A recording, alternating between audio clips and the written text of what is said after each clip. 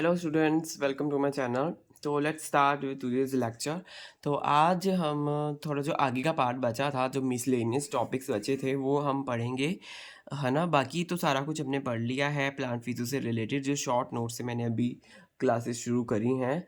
तो अभी और यूनिट्स के शॉर्ट नोट्स अभी अभी नहीं बने हैं फ्रेंड्स। तो देखते हैं किस हिसाब से आगे की क्लासेस होंगी, बट अभी फ़िलहाल हम क्या कहते हैं इसका करेंगे। जो इसमें थोड़ा-सा टॉपिक बचा है मिसलेनियस, थोड़ी-थोड़ी चीज़ें बची हैं जो मैंने इसमें लिखी हुई हैं, उसको हम एक बार डिस्कस कर लेते हैं। तो लेट्स गेट स्टार्टेड। तो blue light response of guard cell का ब्लू लाइट में क्या रिस्पॉन्स होता है? Blue light receptor by guard cell chloroplast. हुँ। ब्लू लाइट जो होते हैं वो रिसीव करते हैं कौन? गार्ड सेल जो होते हैं वो क्लोरोप्लास्ट के जो गार्ड सेल होते हैं वो ब्लू लाइट रिसीव करते हैं। Activation of H positive ATPase का एक्टिवेशन हो जाता है in presence of guard cell. ठीक है। फिर क्या होता है? Starch break down and malate synthesis. Starch का ब्रेक डाउन होता है और मैलेट का सिंथेसिस होता है। Exit of H positive from guard cell acidify surrounding cell.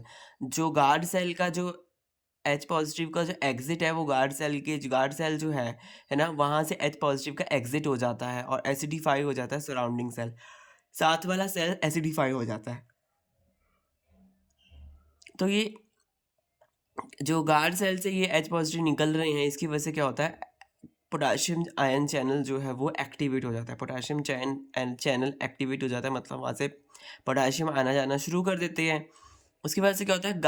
Guard cell जो है उसका अंदर का जो वाटर पोटेंशियल वो कम हो जाता है। तो जब उसका वाटर पोटेंशियल अंदर कम हो जाएगा तो उसको वाटर की रिक्वायरमेंट होगी, तो वाटर बाहर अंदर उसके अंदर आ जाएगा। ठीक है। गार्ड सेल आपने देखा होगा, ऐसे बीन शेप स्ट्रक्चर होता है गार्ड सेल, है ना। तो उसके अंदर फिर आ जाएगा, पानी आ जाएगा उसके अंदर गार्ड सेल के अंदर। और फिर जो पानी उसके अंदर आएगा तो वो क्या होगा? फूल जाएगा बेसिकली, है ना। तो एंटर हो जाएगा, टर्गर प्रेशर इंक्रीजेस, उसका टर्गर प्रेशर इंक्रीज हो जाएगा, मतलब बाहर टर्गर प्रेशर जो वॉल पे लग रहा है प्रेशर। सी ये गार्ड सेल है, तो इसके वॉल पे जो प्रेशर लग रहा है वो टर्गर प्रेशर है। और है ना, इसके अंदर का वाटर पोटेंशियल कम है, तो इसके अंदर क्या होगा? वाटर घुसेगा, वाटर जाएगा इसके अंदर। ठीक है, ऐसे। फिर जब ये होगा तो ये स्वेल हो जाएगा। फिर क्या होगा? स्वेल हो जाएगा तो वो हमारी सॉरी, वाटर एंटर्स गार्ड से।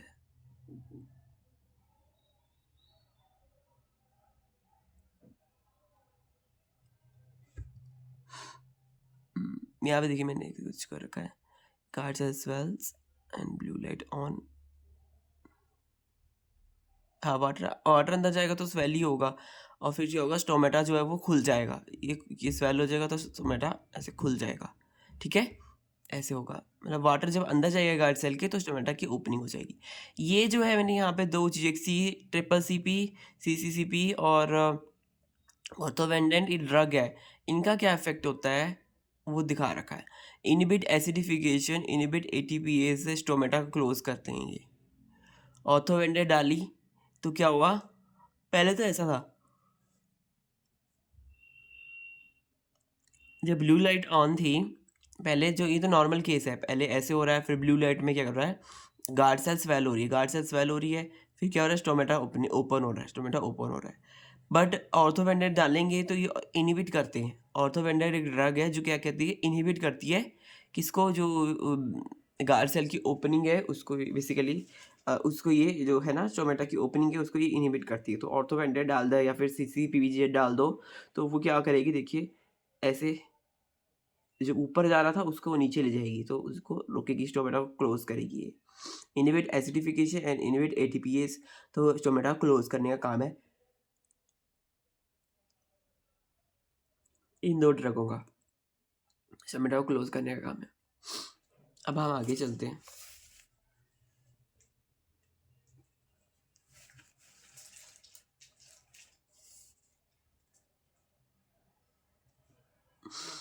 यहाँ पे मैंने ये थोड़ा पहले ये वाला वो थोड़ा ये ना हमने हमने तो पहले ही पढ़ा हुआ है ये वाला पार्ट, इसलिए ऐसा कुछ डायरेक्टली मैंने इसको नहीं लिखा हुआ है, क्योंकि ये पार्ट तो हम पहले से ही पढ़ते आ रहे हैं, ठीक है। तो थोड़ा थोड़ा मैंने लिखा है, तो आपको मैं समझा देता हूँ।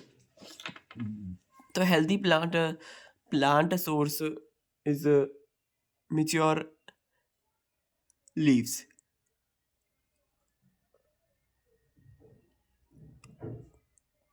और कौन कौन सी शुगर है जो वो बेसिकली सोर्स और सिंक, पहले ऐसे ही होता है ना, जो सिंक होता है वहाँ पे फूड स्टोर होता है, उससे क्या होता है जैसे कार्बोहाइड्रेट वगैरह है ना, जैसे पोटैटो है ना, कुछ भी है, तो वहाँ पे ग्लूकोज वहाँ से बन बन रहा है और पत्तियों से बन रहा है, और कहाँ जाके स्टोर हो रहा है, तो पत्तियाँ होगी सोर्स, और सिंक क्या हो गया, वो पोटैटो हो गया sink. Distance long distance transfer primarily use in non reducing sugar. जो नॉन रिड्यूसिंग शुगर है, जो सुक्रोज है, वो ट्रैवल करती है, लॉन्ग डिस्टेंस ट्रैवल करती है, ऐसे याद रखना है। शुगर अल्कोहल कौन से हैं? एक है सॉर्बिटॉल और मैनिटॉल। और शुगर सुक्रोज प्लस गैलेक्टोज को बोलते हैं रेफिनोज, सुक्रोज प्लस 2 गैलेक्टोज तो स्टार्किकोरोज, और वबाक्रोज 3 गैलेक्टोज होगा। तो हाइड्रोलिक कंडक्टेंस, लार्जर जो वेसल्स होती हैं उस लार्जर वेसल का डायमीटर जो होता है वो ज़्यादा होता है हाइड्रोलिक कंडक्टेंस के लिए। जो लार्जर वेसल्स होती हैं, वेसल्स पानी ऊपर ले जाती है ना, बेसिकली वो। Water potential is a higher water potential higher water amount and lower salt. Water potential का मतलब क्या है कि हायर वाटर की अमाउंट उसमें ज़्यादा है, और ये जो सॉल्ट है, सॉल्यूट है, वो कम है। इसका मतलब उसका हायर, किसी का अगर वाटर पोटेंशियल ज़्यादा है, उसका मतलब उसमें वाटर की मात्रा ज़्यादा है, ठीक है। ट्रेड ऑफ, वीक स्टेम और फिजिकल डैमेज, कोलैप्सिंग विंड। कभी कभी ट्रेड ऑफ कर लेते हैं प्लांट्स, अपनी स्टेम को वीक बना लेते हैं, है ना, बट वाटर कंडक्टेंस अच्छा रखते हैं। वीक है, पतली है, तो ऊपर तक जा रहे हैं, उसके अंदर लार्ज वेसल्स हैं, ऐसे। और फिजिकल डैमेज और कोलैप्सिंग विंड, तो ऐसे ये ट्रेड ऑफ करते हैं इनमें, अपनी एक प्रॉपर्टी को लेने के लिए दूसरी प्रॉपर्टी को हटाते हैं, इसको बोलते हैं ट्रेड ऑफ। मोर नेगेटिव, हाँ, मोर नेगेटिव किसका है? सॉइल का है मोर नेगेटिव वाटर पोटेंशियल। फिर उसके बाद आता है रूट, उसके बाद है स्टेम, उसके बाद है लीव्स। तो सबसे ज़्यादा नेगेटिव जो है वाटर पोटेंशियल वो सॉइल का है। हम्म,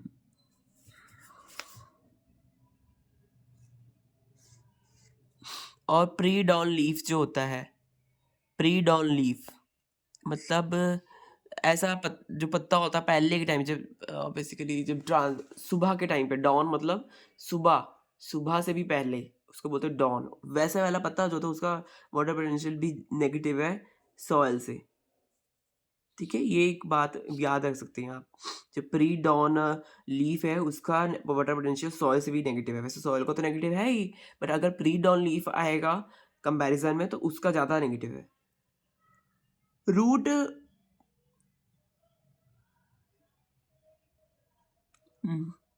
और जो रूट का जो वाटर पोटेंशियल है वेरीज लोअर, वेरी करता रहता है।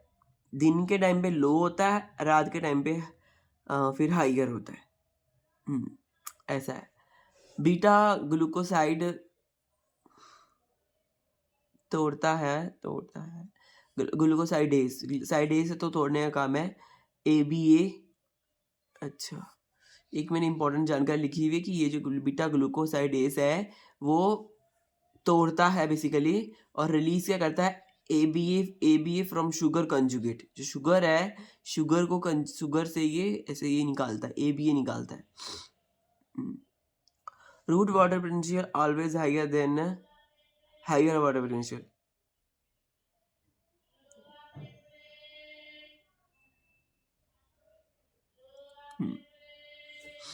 रूट का हायर होता है हमेशा वाटर पोटेंशियल, मतलब ज़्यादा नेगेटिव है, बेसिकली ज़्यादा नेगेटिव मतलब ज़्यादा है, नेगेटिव ज़्यादा है तो वाटर पोटेंशियल उसका हाई है।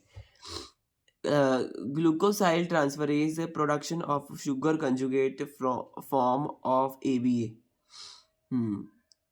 ग्लूकोसाइल ट्रांसफरेज क्या करता है? ग्लूकोसाइल ट्रांसफरेज ये क्या करता है, प्रोडक्शन करता है शुगर कंजुगेट की शुगर करता है फ्रॉम ABA एसिटिक एसिड से शुगर कंजुगेट बनाता है। एक एंजाइम है NCED, इसकी फुल फॉर्म तो ये है, ठीक है। ये क्या करता है, इन्वॉल्व इन ऑक्सीडेटिव पाथवे में इन्वॉल्व है इन ABA कैटाबॉलिज्म, एब्सिसिक एसिड के कैटाबॉलिज्म के ऑक्सीडेटिव पाथ में ये इन्वॉल्व है। ऐसे कोई क्वेश्चंस पूछ रहे थे तो उस हिसाब से मैंने लिखा है, जैसे PY के सॉल्व करते हैं ना, तो उस हिसाब से मैंने यहाँ पे इंफॉर्मेशन लिखी हुई है कि इसको हम डायरेक्टली लर्न कर सकते हैं, क्योंकि कभी भी आ सकते हैं क्वेश्चंस, स्टेटमेंट वाला क्वेश्चन बनता है ऐसी चीज़ों से, तो ऐसी जानकारी होनी चाहिए। अगर हम बात करें C4 phosphate add by light, इसमें फॉस्फेट जो है वो ऐड होता है by light. GA and photomorphogenesis. CAM में कैसे होता है, कैम में होता है phosphate by night, in night के टाइम पे, ये लाइट में, ये नाइट में, तो हमें पता ही था, हमने पढ़ा ही था, अगर हमने पढ़ा होगा लास्ट क्लासेस आपने देखी होगी तो आपको पता होगा इसके बारे में। अब हम जिबरेलिक एसिड का और फोटोमॉर्फोजेनेसिस में क्या होता है वो देख लेते हैं। जिबरेलिक एसिड का फोटोमॉर्फोजेनेसिस में रोल क्या है, ये आई थिंक मैंने ये वाला टॉपिक शायद रह गया था मुझसे, तो मैंने यहाँ लिख रखा है, देखिए।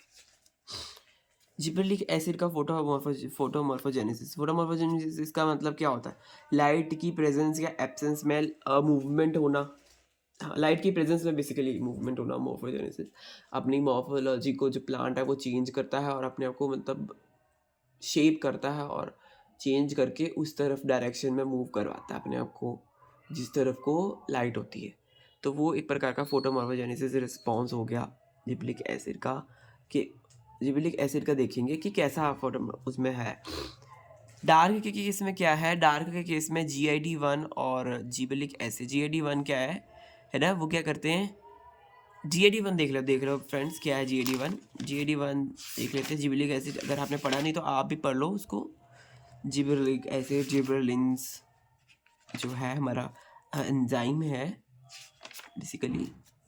जो GID1 है वो रिसेप्टर है, देखिए GID1 है रिसेप्टर, लिगेंड है जिबरेलिक एसिड, इनहिबिटर है डेला, यहाँ देखिए, हाँ इनहिबिटर है डेला, और ट्रांसक्रिप्शन फैक्टर है GV/MB। तो अब हम इसके बारे में पढ़ रहे हैं, तो ये तो हमें पता होना चाहिए कि कौन सी क्या चीज़ है। इसका रिस्पॉन्स हम फोटोमॉर्फोजेनेसिस में देख रहे हैं।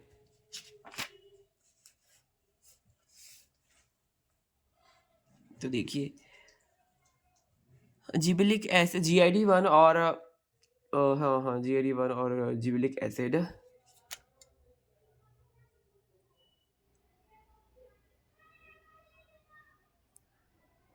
हाँ वेट मिनट, ये देखिए GID1 और जिबरेलिक एसिड क्या है, ये क्या करते हैं, डेला को, GID1 और जिबरेलिक एसिड डेला को क्या कहते हैं, यूबिक्विटिनेट करा देते हैं डार्क के केस में। नो, हाँ मतलब GID1 ये होता है, तो डार्क के केस में क्या होता है, डेला जो है GA और GID का यूबिक्विटिनेशन करा देता है, तो ये डिग्रेड हो जाते हैं, GID और जिबरेलिक एसिड डिग्रेड हो जाते हैं। इसकी वजह से देखने को क्या मिलता है, PIF फ्री रहते हैं, प्री PIF जो है वो फ्री रहते हैं। PIF फ्री रहेंगे तो क्या होगा, PIF क्या करेंगे, इटियोलेशन को डिग्रेड हो जाएगा, तो स्कोटोमॉर्फोजेनेसिस यहाँ पे दिखेगी। मतलब स्कोटोमॉर्फोजेनेसिस क्या है, लाइट के केस में इट्यूलेशन, तो इट्यूलेशन देखने को मिलेगी। इट्यूलेशन के जीन जो होंगे वो, इट्यूलेशन कब होती है, डार्क के केस में, डार्क के, तो यहाँ पे डार्क के केस में इट्यूलेशन ऐसे हो रही है, ठीक है। तो क्योंकि जिबरेलिक एसिड और जिबरेलिक एसिड का रोल है ना बेसिकली जर्मिनेशन में, जो जर्मिनेशन होता है ना उसमें इसका जिबरेलिक एसिड का रोल है, तो इसलिए कैसे वो डार्क केस में असल में करवा रहा है, तो यहाँ पे उसका रोल यहाँ पे आता है। GID1 और जिबरेलिक एसिड देखिए, डार्क केस में क्या होगा, डेला उनको यूबिक्विटिनेट कर देगा, तो येला देखिए डेला ने उसको यूबिक्विटिनेट कर दिया,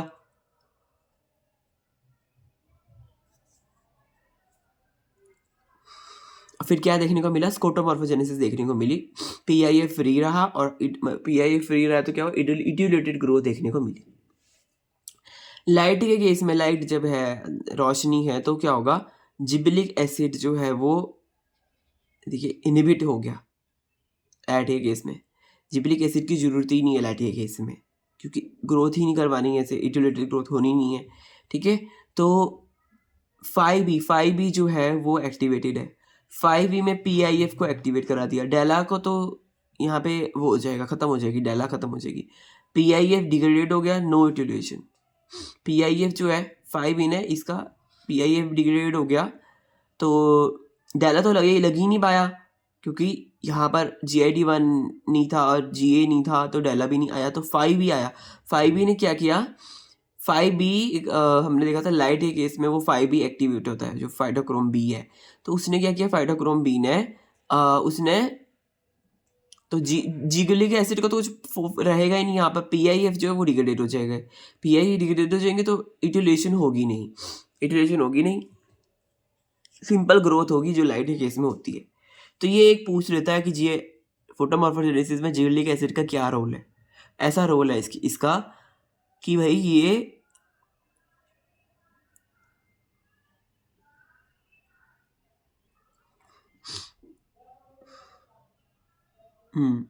ये भी क्या कहते हैं, जिबलिक एसिड जो है वो क्या करवाता है, स्कोटोमॉर्फोजेनेसिस करवाता है।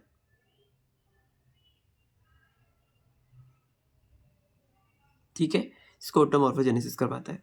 तो जब ये एक्टिवेटेड डेला का यूबिक्विटेशन करवा रहे हैं, ये जिबलिक एसिड और GID1 जब एक्टिवेटेड है तो डेला का यूबिक्विटेशन करवा रहे हैं। डेला का जब यूबिक्विटेशन है तो हो गया, तो डेला PIF फ्री रहा, PIF फ्री रहा, और इसको PIF को रोकने वाला कोई था नहीं। डेला बेसिकली इनहिबिटर है किसका, PIF को रोकता है ना, जो प्रोसेस को आगे बढ़ाएंगे। तो ये फ्री रहा तो उसने स्कोटोमॉर्फोजेनेसिस करवाई। बेसिकली शुरुआत तो इसने ही करी, जिबलिक एसिड नहीं करी, है ना। और वहीं यहाँ पर क्या हुआ, यहाँ पर डेला को देखिए, डेला ने PIF को ही ख़त्म कर दिया। यहाँ पे जो PIF ख़त्म हो रहा है वो डेला की वजह से ख़त्म हो रहा है। डेला जो है वो PIF को ख़त्म कर रहा, वो इसलिए कर रहा है क्योंकि इसको रोकने वाला जो है जिबलिक एसिड वो आया नहीं है। जिबलिक एसिड आया नहीं क्योंकि लैक्टिक एसिड में वो आता नहीं है। तो फिर क्या होता है, जब ये डिग्रेडेड हो गया तो फाइटोक्रोम क्या हो गया, इटोलेशन हुई नहीं, इटोलेशन डिग्रेडेड ही हो गया तो इटोलेशन हुई नहीं। इटोलेशन का ही बेसिकली यहाँ पे सिनेरियो है, क्योंकि भाई डार्क में कैसा उसका रिएक्शन देखने को मिलता है। एक क्वेश्चन था यहाँ पे पूछा था कि how many molecules of acetyl co A चाहिए टू कंडेंस IPP 5 कार्बन। तो कितने एसिटिल कोलिन चाहिए। एसिटिल कोलिन जो होते हैं उसमें 2 कार्बन होते हैं। ठीक है, IPP 5 है, 5 कार्बन का है, बाय मेवालेट पाथवे से ये हमें पता चलता है। मेवालेट पाथवे में क्या होता है, 2 कार्बन में 2 कार्बन जुड़ते हैं तो 4 कार्बन बनता है, फिर उसमें जुड़ते हैं 6 कार्बन बनता है, फिर ये 5 कार्बन जुड़ता है जब एक CO2 निकल जाती है। इसको बोलती है मेवालेट पाथवे।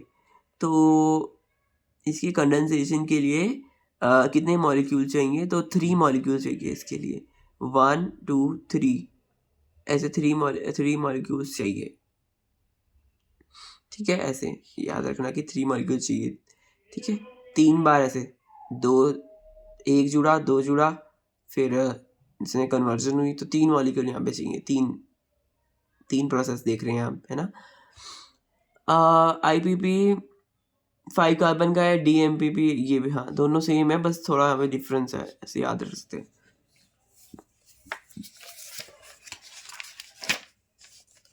अब एक बार हम ये वाला पाथवे पढ़ लेते हैं। तो इसमें देखते क्या हो रहा है। ये बेसिकली ये ना हमारा दूसरा वाला पार्ट है। बेसिकली ये भी है सिलेबस में, बट ज़्यादा क्वेश्चंस में से आते नहीं, कभी कभी आ जाता है इसमें से क्वेश्चन। तो तो इसको एक बार पढ़ लेते हैं कि क्या क्या हमारा बनता है। ये प्राइमरी मेटाबोलाइट C3, फिर स्कीमेट पाथवे, स्कीमेट बनता है, फिर फिनाइल एलानिन बनता है, फिर सेकेंडरी मेटाबोलाइट बनता है सीनेट बनता है। सीनेट से कॉरिन बनते हैं, सेलिएट बनता है, लिग्नेट कैल्कोन्स, फ्लेवेनॉन्स, डिहाइड हाइड्रोक्सीफेरोलॉन्स और एंथोसाइनिन, टैनिन, फिर ये डाईहाइड्रो इससे फ्लेवन 3,4 डायोल से टैनिन बन रहा है। डाईहाइड्रोक्सीफिलो इससे फ्लेवोलेंस बन रहा है, फ्लेवोलेंस से फ्लेवोन्स बन रहे हैं, और फ्लेवोनेट से आइसोफ्लेवोनॉइड्स भी बन रहे हैं। यही सब बनते हैं, मतलब कैसे कैसे बनते हैं टैनिन, फ्लेवोनॉइड्स, ये सब कैसे बनते हैं। तो आप इसका प्रिकर्सर देख सकते हैं। कभी कभी पूछ लेता है कि लिग्नेट किससे बन रहा है, तो सीनेट से बन रहा है, सिनामेट से बन रहा है। कॉरिन किससे बन रहा है, सिनामेट से बन रहा है। सैलेड किससे बन रहा है, सिनामेट से बन रहा है। तो अगर आपको ये याद होगा तो आप ही बता सकते हैं, तभी बता सकते हैं। इसलिए मैंने ये चार्ट यहाँ पे लिख लिया था।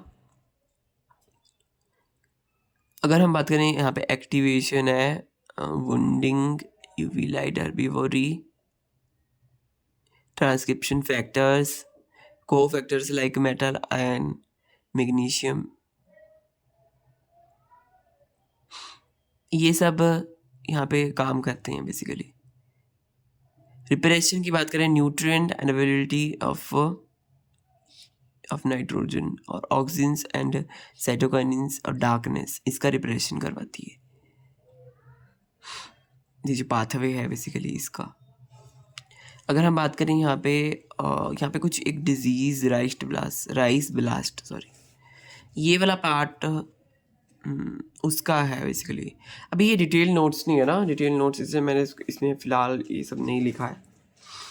राइस ब्लास्ट जो है डिजीज़, वो मैग्नोपोर्थे और आइजे की वजह से होता है डिजीज़। ये वाला पार्ट हो गया स्ट्रेस फिजियोलॉजी का। इन्वेड राइस बाय फॉर्मिंग एप्रीसॉर्टम के थ्रू वो इन्वेड करता है राइस को। टगर प्रेशर इंक्रीज करता है, generated through hydrolysis of storage carbohydrate जो है स्टोर, उसकी वजह से क्या होता है, टर्गर प्रेशर जो होता है वो जनरेट होता है। टर्गर प्रेशर जनरेट होता है तो वो क्या, स्टोर कार्बोहाइड्रेट को ग्लिसरॉल में कन्वर्ट कर देता है। होस्टोरियम नहीं बनता, no haustorium to extract nutrient को एक्सट्रैक्ट करने के लिए कोई होस्टोरियम नहीं बनता। इन्वेड लिविंग सेल्स जो होते हैं उनको इन्वेड करता है ये, मतलब जिंदे जी मार रहा है ये, कितना ख़राब है। ठीक है। बायोट्रॉपिक इंटरफिशियल कॉम्प्लेक्स, बायोट्रॉपिक इसको बोलते हैं बायोट्रॉपिक इंटरफिशियल कॉम्प्लेक्स फॉर्म करता है। Fungal effectors translocated to host cytoplasm at, ये जो कॉम्प्लेक्स बना है बायोट्रॉपिक इंटरफिशियल, यहाँ से फंगल इफेक्टर्स जो होते हैं वो जाते हैं। Fungal effectors move through plasmodesmata into neighbouring cells and preparing for invasion. मतलब बेसिकली यहाँ पे कैसे ये इन्वेड कर रहा है, देखिए पहले देखिए पूरा प्रोसेस है इसका। राइस ने क्या किया, राइस ब्लास्ट में मैग्नोपोर्थे और आइजे में ये होता है। राइस में ये इन्वेड करता है, फॉर्म करता है एप्रीसोरियम पर फॉर्म कर रहा है। मैग्नोपोर्थे और आइजे, पोर्थे ऐसे याद करें। पोर्थे क्या कर रहा है, एप्रीसोरियम बना रहा है। एप्रीसोरियम बना रहा है, टर्गर प्रेशर को बढ़ा रहा है। फिर क्या कर रहा है, हाइड्रोलिसिस कर रहा है स्टोरेज कार्बन की, हाइड्रोलिसिस कर रहा है, जो कार्बोहाइड्रेट्स हैं उनको खा रहा है बेसिकली। हाँ, जनरेटेड थ्रू टर्गर प्रेशर, कैसे, इनके हाइड्रोलिसिस से अपने टर्गर प्रेशर कर रहा है। तो कोई होस्टोरियम नहीं बन रहा है ना, कि भाई न्यूट्रिएंट लेने के लिए कोई है नहीं कर रहा, ये इन्वेड कर रहा है राइट्स लिविंग सेल्स को। लिविंग सेल्स में ये काम कर इन्वेड कर रहा है, जिंदे सेल्स में, ऐसे भी नहीं कि मार रहा है पहले, नहीं, ये लिविंग सेल्स में इन्वेड करता है। फिर उसके बाद बायोटिक इंटरफिशियल कॉम्प्लेक्स बनता है। फिर वहाँ से फंगल अफेक्टर्स जो हैं वो अंदर जाते हैं। वो क्या करते हैं, फंगल इफेक्टर्स जो है मूव करते हैं थ्रू प्लाज्मोडेस्माटा और दूसरे प्लाज्मोडेस्माटा से अगले सेल में जाते हैं, और वहाँ से फिर इन्वेजन का प्लान करते हैं, मतलब वो बढ़ा रहे हैं, अपनी कॉलोनी बढ़ा रहे हैं। फिर आगे क्या होता है, पूरा प्रोसेस मैंने यहाँ पे लिखा हुआ है शॉर्ट फॉर्म में। देखिए, effector molecules effect ion permeability. जो इफेक्टर मॉलिक्यूल्स है, जो फंगल इफेक्टर मॉलिक्यूल्स हैं, वो क्या करते हैं, आयन परमेबिलिटी को अफेक्ट कर देते हैं। They made by pathogens to enhance, तो बेसिकली पैथोजन का भला कर रही हैं। इफेक्टर मॉलिक्यूल्स जो हैं ये पैथोजन का भला करवा रहे हैं, कॉलोनाइजेशन करवा रहे हैं, उनकी एबिलिटी को बढ़ा रहे हैं, कॉलोनाइजिंग एबिलिटी को। इफ़ डिटेक्टेड बाय प्लांट, अगर उनको प्लांट उसको डिटेक्ट करेगा, प्लांट ने, अब देखिए तो ये तो था कि भाई वो क्या कर रहा है, बेसिकली जो हमारा जो पैरासाइट कह लीजिए, है ना। हाँ, वो क्या कर रहा है, वो अंदर आ रहा है, घुस रहा है और ऐसे उसके पास इफेक्टर मॉलिक्यूल को रिलीज करवा रहा है और अपनी कॉलोनी को बढ़ा रहा है। बट अब प्लांट क्या करेगा, प्लांट का रिस्पॉन्स भी तो होना होता है ना, कुछ ट्रिगर करेगा रैपिड डिफेंस, डिफेंस को ट्रिगर करेगा ये। इन्वॉल्व आयन फ्लक्सिस, आयन की फ्लक्सिस मतलब आयन को बाहर फेंकना और मेम्ब्रेन की चार्जेस को चेंज करना। शुरुआत यहीं से होती है, आयन फ्लक्सिस, ये जो मेम्ब्रेन का जो डिफरेंस है वो उससे शुरुआत होती है। इफ्लक्स पोटाशियम और क्लोराइड को बाहर फेंकता है, देखिए पोटाशियम को बाहर फेंक रहा है, क्लोराइड को बाहर फेंक रहा है, क्योंकि टॉक्सिसिटी मचाते हैं ये। और कैल्शियम तो है ही, क्या कहते हैं, निवारण करने वाला, कैल्शियम तो सही करता है चीज़ों को। और ये जो हाइड्रोजन आयन है ये भी सही करता है, ये अंदर आते हैं। इन्फ्लक्स किसका होता है, कैल्शियम का, और इसका इन्फ्लक्स होता है। तो ये क्या करते हैं, डिफेंस मैकेनिज्म को वो करते हैं। ROS, रिएक्टिव ऑक्सीजन स्पीशीज़ को प्रोडक्ट के प्रोडक्शन को ये इंक्रीज़ करते हैं, रिएक्टिव ऑक्सीजन की जो प्रोडक्शन है उसको इंक्रीज़ करते हैं। और MPK पाथवे जो है वो बढ़ाते हैं। MPK पाथवे मतलब रिजॉल्व करने का काम ये कर रहे हैं। और जो ये पोटाशियम है ये effector perception part of HR और PCD, programme cell death, programme cell death के का पार्ट है। और हाई ये HR की फुल फॉर्म क्या थी, हाइपर सेंसिटिव, हाँ हाइपर सेंसिटिव रिस्पॉन्स, ठीक है। प्रोटॉन फ्लक्सिस, तो ये ऐसे फ्लक्सिस हो गए, कुछ बाहर जाएगा कुछ अंदर आएगा, तो प्लांट का डिफेंस ये है। फिर क्या होगा, pH का चेंज, प्रोटॉन फ्लक्स हो जाएगा, तो ऐसे से प्रोटॉन आगे पीछे जा रही है, प्रोटॉन अंदर आ रहा है, pH चेंज हो रहा है। एक्टिवेट डिफेंस, जो ETI है उसको एक्टिवेट करता है, ETI को एक्टिवेट करता है। Immunity basically, effector triggered immunity, जो इफेक्टर की द्वारा ट्रिगर्ड हुई है इम्यूनिटी। ये जो इफेक्टर है, जो फंगल इफेक्टर्स हैं, उसकी वजह से ये इम्यूनिटी ट्रिगर हुई है, इसलिए इसको बोला है इफेक्टर ट्रिगर्ड इम्यूनिटी।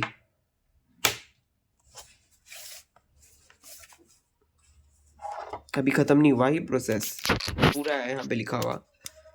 फिर क्या होता है, बिल्कुल शॉर्ट वे में मैंने लिखा हुआ है फ्रेंड्स।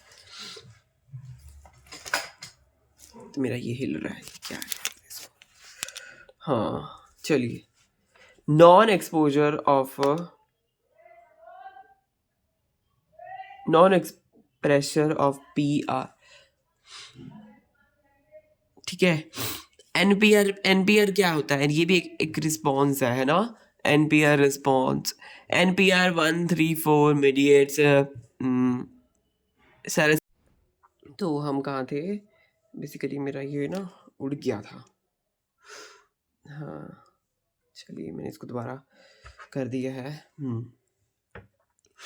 देखिए ये देखिए, under oxidative stress NPR monomer liberated. Oxidative stress जब होता है तो NPR का जो मोनोमर है वो लिबरेट होता है, वो बाहर निकलता है बेसिकली, टारगेट टू न्यूक्लियस, और न्यूक्लियस में जाता है। मतलब अभी तो अंदर जा रहा है ना, न्यूक्लियस के अंदर जा रहा है, बाहर कहाँ जा रहा है, तो अंदर जा रहा है, ठीक है। NPR interact with PR1 and leads to SAR response. इसका SAR रिस्पॉन्स होता है, PR1 के साथ NPR1 काम कर रहा है और SAR का रिस्पॉन्स लेके आ रहे हैं। लोकल रिस्पॉन्स क्या है, लोकल रिस्पॉन्स तो ETI है, ETI हो जाएगा। देखिए लोकल में तो ETI का काम हो जाएगा, लोकल अगर कुछ काम प्रॉब्लम है तो प्लांट जो है वो ETI करके ख़त्म कर देगा लोकल काम को। बट जो थोड़ी दूर काम हो रहा है उसके प्लांट्स के सेल्स में है ना, थोड़ा दूर जो हो रहा है वहाँ क्या होगा, वहाँ का थोड़ा अलग मैकेनिज्म चलता है, तो वहाँ NPR का यहाँ पे इस्तेमाल होता है। अदर लार्ज रिस्पॉन्स जो उसको SAR बोल सकते हैं, डिजिटल बेसिकली जो वो दूर है। एक तो लोकल है, के लिए लोकल सेल आसपास का क्या है क्या नहीं है वो तो ETI उसको संभाल लेगा, है ना, इफेक्टर ट्रिगर्ड इम्यूनिटी। बट ये है कि अगर वो है ना, तो दूर का कैसे होगा, दूर का रिस्पॉन्स कैसे है, तो उसको देखते हैं वो क्या होगा। तो दो रिसेप्टर जो हैं, दो रिसेप्टर हैं फॉर सिब्लिक एसिड, सॉरी इसके क्या है ये, सैलिसिलिक एसिड, हाँ सिब्लिक एसिड बोल रहा हूँ। सैलिसिलिक एसिड के दो रिसेप्टर है, एक है इसका लो एफिनिटी वाला, एक है हाई एफिनिटी वाला। मतलब एफिनिटी मतलब वो लो एफिनिटी वाला तो कम चिपकता है, जो ये हाई एफिनिटी वाले की अच्छे से पकड़ता है, ठीक है, इसकी पकड़ ज़्यादा अच्छी है, ऐसे कह सकते हैं। Higher salicylic acid level upon, हाँ माइक्रोबियल इन्फेक्शन, सैलिसिलिक एसिड का ज़्यादा रिस्पॉन्स है तो अगर ज़्यादा रिस्पॉन्स है, हाँ, अगर सैलिसिलिक एसिड का ज़्यादा रिस्पॉन्ड है माइक्रो इन्फेक्शन, तो क्या होगा, सैलिसिलिक एसिड बाइंड करेगा लो एफिनिटी वाले से कर देगा उसको, वो बाइंड करेगा। क्योंकि वहाँ पे सैलिसिलिक एसिड ज़्यादा है तो लो एफिनिटी की ज़रूरत है, ज़्यादा उसको काम करने की ज़रूरत नहीं है, तो वो लो एफिनिटी वाले के साथ बाइंड करेगा। फिर क्या करेगा, मीडिएट डिग्रेडेशन, डिग्रेडेशन मीडिएट करेगा एनपीआर वन के थ्रू। एनपीआर वन जो है वो डिग्रेडेशन करवाने में मदद करता है, ठीक है। सेल दैट सुप्रेसर, नहीं नहीं, एनपीआर वन तो सेल दैट सुप्रेसर है, सेल की डेथ को सुप्रेस करने वाला है, ठीक है। तो उसका डिग्रेडेशन एनपीआर वन को ही खत्म कर दिया इसने। ये क्या है, देखिए एनपीआर वन के बारे में यहाँ लिखा हुआ है। एनपीआर वन साइटोसोल में होता है, कहाँ होता है, साइटोसोल में होता है, न्यूक्लियस में जाता है, न्यूक्लियस में जाता है। तो ये देखिए यहाँ पे जो ऑक्सीडेटिव स्ट्रेस है, ऑक्सीडेटिव स्ट्रेस के थ्रू ही वो न्यूक्लियस में लिबरेट हो रहा है, लिबरेट होके कहाँ जा रहा है, न्यूक्लियस में जा रहा है, न्यूक्लियस में जाता है और ऐसे आर रिस्पॉन्स करवाता है, ऐसे आर रिस्पॉन्स करवाता है। तो ऐसे आर रिस्पॉन्स कैसे होता है कि जब जिबलिक एसिड जो है,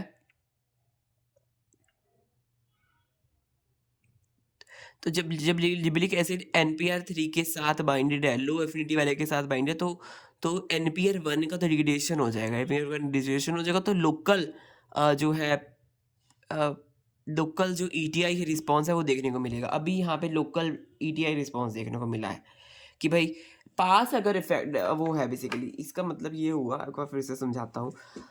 इसका मतलब ये हुआ कि भाई पास में ही है ना इन्फेक्शन, पास में ही इन्फेक्शन है तो कुछ ज़्यादा उसको काम करने की ज़रूरत ही नहीं, ज़्यादा लो एफिनिटी वाले से ही काम चल जाएगा। लो एफिनिटी वाले से तो जब काम लो एफिनिटी वाले से चलेगा तो ये हाई एफिनिटी वाले को पकड़ेगा ही नहीं, सैलिसिलिक एसिड, क्योंकि ये ज़्यादा है तो ये इसको ही पकड़ेगा। ज़्यादा सैलिसिलिक एसिड है, ज़्यादा को तो कम वाले का ही रिस्पॉन्स लाएगा, इसको NPR3 को वाले को पकड़ेगा और NPR1 वाले को तो ये सुप्रेस करवा देगा।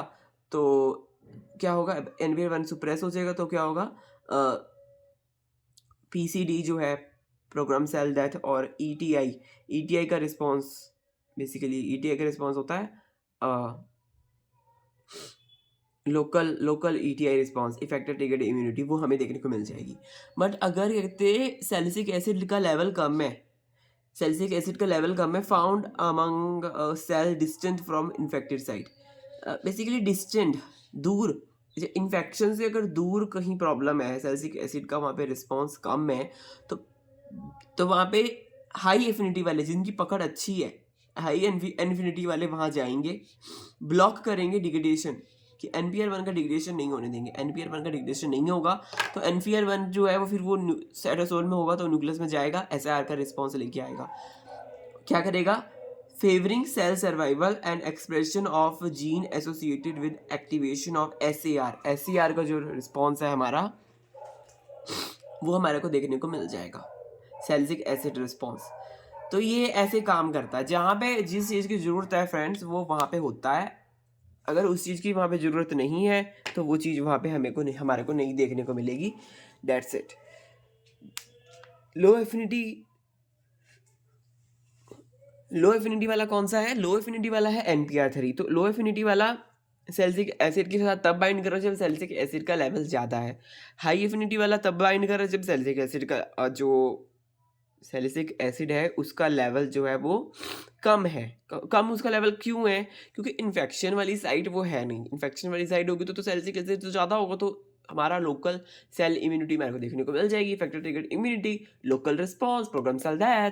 बट अगर क्या कहते हैं ऐसा नहीं होगा, जैसे सेल्स है वहाँ पे इन्फेक्शन है, इन्फेक्शन से दूर कहीं पे प्रॉब्लम है, तो वहाँ पर सैलिसिलिक एसिड का लेवल जो है वो कम है, सैलिसिलिक एसिड का लेवल वहाँ पे कम है इन्फेक्टेड साइड में, तो क्या होगा, NPR4 जो है हाई एफिनिटी वाला, NPR4 है वो बाइंड करेगा हाई एफिनिटी वाला, और फिर वो क्या करेगा, ब्लॉक रोक देगा डिग्रेडेशन, किसके डिग्रेडेशन को, NPR1 के डिग्रेडेशन को वो रोक देगा। NPR1 का डिग्रेडेशन रुक गया तो क्या होगा, फेवरिंग सेल, NPR1 का डिग्रेडेशन रुक जाएगा तो क्या होगा, फेवर हो जाएगा सेल सर्वाइवल फेवर हो जाएगा, SAR का रिस्पॉन्स जो है वो ट्रिगर्ड हो जाएगा।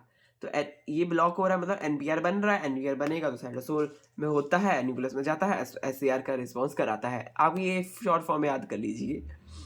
और ये NPR 1 तब एक्टिवेट है जब NPR 4 आ रहा है। NPR 4 जब आ रहा है जब क्या कहते हैं इन्फेक्शन जो है वो डिस्टेंट लेवल पर है, दूर है, इन्फेक्शन दूर है। तो ऐसे आपको याद करना है फ्रेंड्स। तो आप ऋषभ लाइफ साइंसेस को सब्सक्राइब कर लीजिए चैनल को मेरे। और अभी और यहाँ पे मिसलेनियस कंसेप्ट्स बचे हैं थोड़े बहुत, तो उसके बारे में हम पढ़ लेंगे। जो जो इम्पोर्टेंट चीज़ें मैं लास्ट पीछे नहीं ऐड कर पाया ना, तो मैंने यहाँ पे ऐड करी है। ऐसा नहीं है, कुछ भी रिपीट नहीं है, बस एक्स्ट्रा ही है ये जो मैं यहाँ पे लेके आया हूँ, ये एक्स्ट्रा ही है जो थोड़ा बहुत मैंने लिखा हुआ है एक्स्ट्रा, जो कि माइंड में होना चाहिए। और ये जो हमने स्ट्रेस फिजियोलॉजी है बेसिकली, ये तो इम्पॉर्टेंट वाला सिनेरियो मैंने यहाँ पे लिखे हुए हैं स्ट्रेस फिजियोलॉजी के। सो स्ट्रेस फिजियोलॉजी बहुत बड़ी है, उसमें क्या क्या नहीं है, मतलब डिफरेंट प्रकार के स्ट्रेस है, सैलिनिटी स्ट्रेस, ऑक्सीडेटिव स्ट्रेस। तो वो सब मैंने अभी फिलहाल यहाँ पे इंक्लूड नहीं करा, क्योंकि ये वाला इंपॉर्टेंट वाला सिनेरियो था जो इम्पोर्टेंट है, तो मैंने ये भी फिलहाल इंपॉर्टेंट ही यहाँ पे लिख लिया था। तो ठीक है फ्रेंड्स, मिलेंगे नेक्स्ट वीडियो में। आप ऐसे ही देखते रहें और सब्सक्राइब कर लीजिए ऋषभ लाइफ साइंसेस को।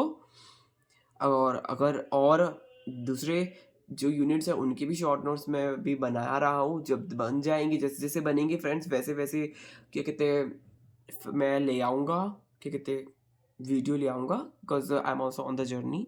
तो यू कैन नॉट से कि मैंने सारे ही शॉर्ट नोट्स बनाए हैं, तो ऐसा नहीं है। तो बन रहे हैं, will see you in the next class. अभी तो इसी की क्लास नेक्स्ट क्लास लगेगी मिसलेनियस कंसेप्ट के ऊपर। तो bye bye friends, have a nice day.